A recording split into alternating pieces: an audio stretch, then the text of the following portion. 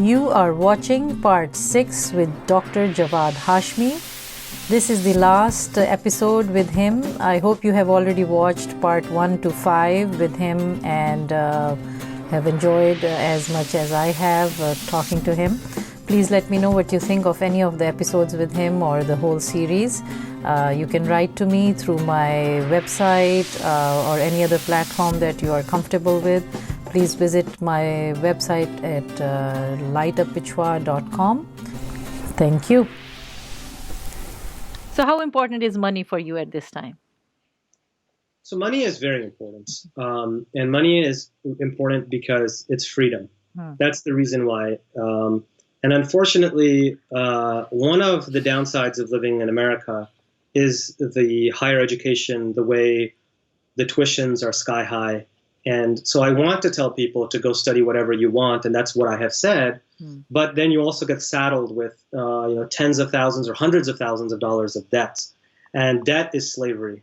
And when you're in debt, then you are forced to do a job that's the only reason why I have to work so much in the hospital is because of all of not only debt, but also you get what's called golden handcuffs. Your friends drive certain cars, it all has an effect on you, even if you don't want it to have it. Yep. And so I do think money would be liberating. If I wish that, I always wish that some old guy somewhere is going to see my work and say, you know what, I'm going to give my will and I'm going to will $1 billion. That's a good... And then I could quit my hospital job and I could just study ancient books and put stuff out there. And so I do think money is important. And that's why I think it is important for people in our community who become entrepreneurs and make a lot of money. I have no problem with that. I think that's very important to do. But then if you're going to do that, then invest that money into the community and invest that not only in charitable works. We do a great job of that. Muslims do a great job. Yeah, but one thing we don't do is invest in think tanks, in cultural developments, institutions. So that's really, that's I think, very important. I say this somewhat bitterly. I say that people like me and other people who are interested in this thing. So I have a friend. He's a professor now. He's a young professor. He just graduated from Harvard. He's a professor now at a small university. Honestly, he makes less than a manager would make at a fast food chain. So that shows how little we value intellectual thought. Yeah. I mean, and I know this person personally. He is studying some amazing ideas and he's creating knowledge. We don't value knowledge. So we pay somebody millions of dollars to put a ball into a round hoop. We pay millions of dollars, but we don't pay people who are thinking about philosophy, religion, humanity, the thing that us as human beings. We don't value. So so the answer is it is very important, but it's important not to fixate on it. So that's why I do think those traditional religious values of a level of asceticism in the sense of not getting into the glitz and the glamour, because that is also slavery. Then to buy big cars, big houses, you're going to be working till you're dead then, and you won't be able to do those things that you were actually meant to do on earth. So money is important, but it's only a means. It's not the end. So that's what I say. Yeah. Very nice. Very good. I'm sure you have a lot of value of time. What is your value of time? Time, again. Nothing. How would you define time? Yeah. Time is, it really is that, our lifespan is a flash. And this is what I think our religion teaches us, that you may die tomorrow. And in fact, if you think of the early prophet's life and in the Quran, there's this impending sense of doom in the sense that the universe and the world is going to come to an end. And people might read that now and say, oh, that's inaccurate. The world didn't come to an end. Look how many generations have passed since then. But really, if you look at since human beings have been alive, the entire species, it's a blink of an eye compared to the grand scheme of things. And now I'm sitting here, in my mid-30s, if you even want to be generous. And I say, and I look back and I say, I feel 25. But I blinked and now I'm, almost 40. And life goes by really quickly. So value your time and use it wisely. So, That's a good advice, and especially to the young youths, right? Who thinks they have a lot of time, yeah, right? you do not have a lot. Think about what you want to do, and try to put some good out there in the Yeah. world.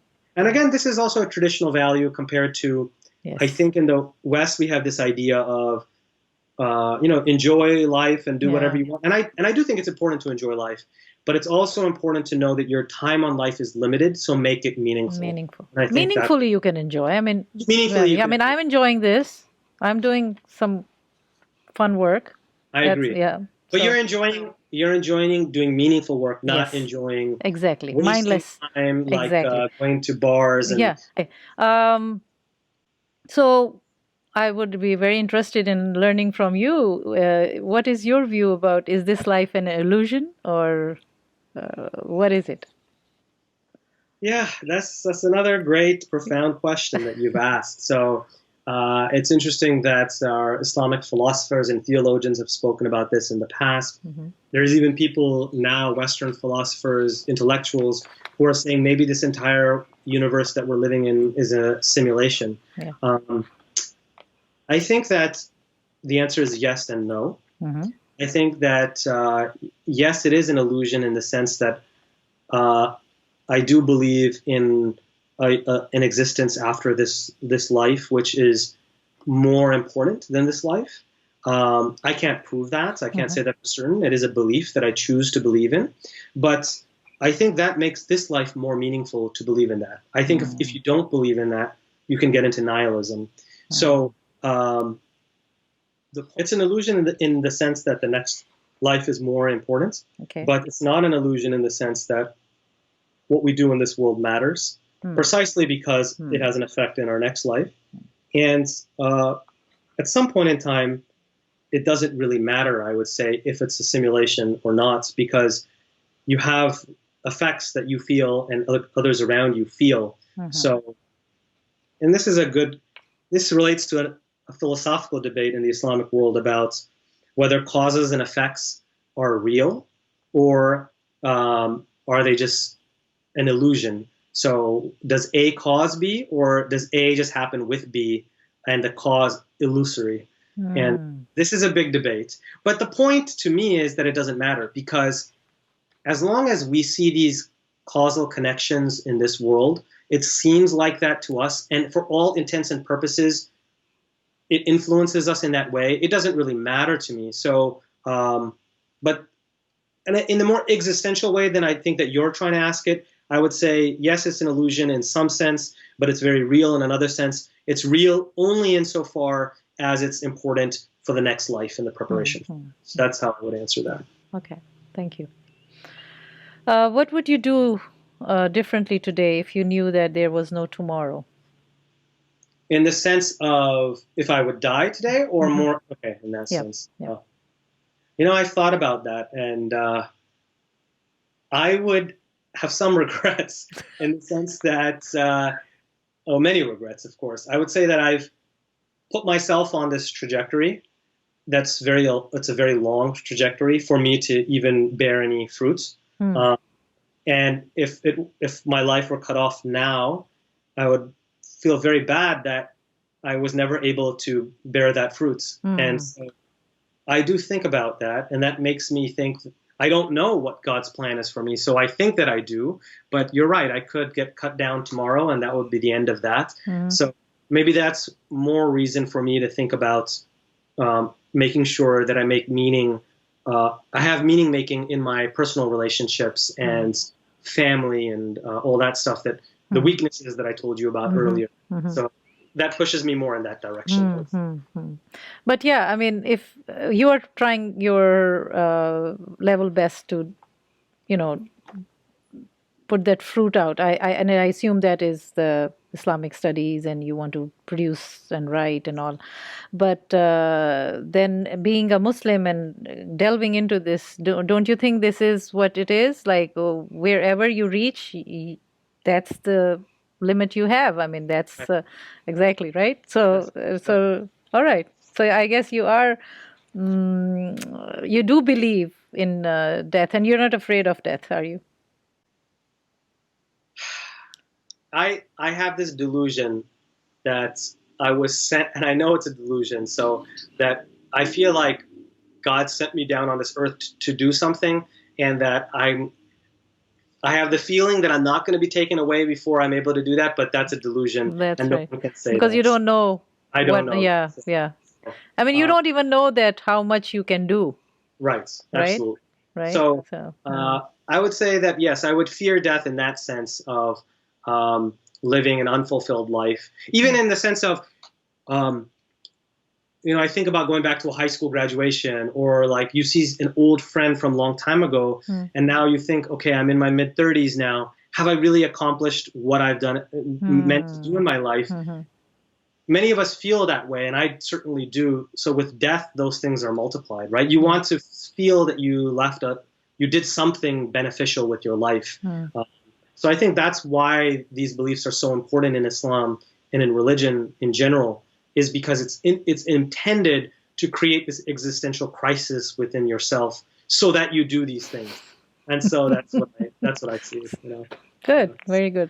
All right. So, my last question is, Yes, please. what lights you up? Yeah, I think two things light me up. Okay. And those are two things that we've already talked about. But the first is what I'm doing with my life as far as this new trajectory that I'm going down. So I absolutely do light up when I'm sitting in my library reading a book by Ibn Rushd or by Zali, and I read it and I light up. And when I see the connections and I write about it, or when I share it with other people, this lights me up, and you can see it in me that I light up when that happens. And you can see it by how high my voice. My wife always complains my voice gets very high when I get excited, and so you can see that the higher my voice goes. So, so that's the first thing. So that's why I think that's why I was meant to do this. Okay. And then the second thing that lights me up for sure is family. I would say that my wife lights me up, my mother lights me up, all my family, That's very nice. my nieces and my nephews, that definitely lights me up. So Perfect. Very nice. Thank you so much for your time. I really appreciate all your replies and everything you shed light on, and I hope I learned a lot. I hope others who are listening or watching you will learn too. This will be so rambling. no. This will be coming in parts. Okay. So, where can we find, if anybody wants to learn about what you're working on, or do you have a website or any links? Would you like to share those? So, unfortunately, I've been a social media hermit for a few years, and there's a reason why. Okay. I'm just starting to get out of my shell now. The reason is you want to reach a certain point before you just start voicing your opinions. Otherwise, you won't be taken seriously as an academic. So I just started coming out of my shell a little bit. I do have a Facebook and Twitter, but I don't update them, so that's not very useful right now. What I would say is I have lectures on YouTube with the Ghamidi Center of Islamic Learning on Islamic intellectual history. So maybe you can link to those. 10-part lecture series on Islamic intellectual history. So that's a good place to start. I can be reached by email, Javad_Hashmi@mail.harvard.edu. So I'll put your links and email in our show notes. Sure. And I think it's still a good idea to add me on Facebook and Twitter, because I think within the next few months I'll be more active. Okay. All right. Really, thank you. Have a good week. Thank you. Very nice. Thank you for this opportunity. Thank you for watching part 6 with Dr. Javad Hashmi. This was the last episode with him.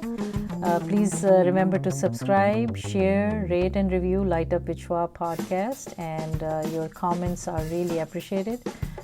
Your support is through commenting and sharing this podcast, and letting me know with your constructive feedback what you think and how can I improve. And till next week, stay well, stay healthy and safe. Bye.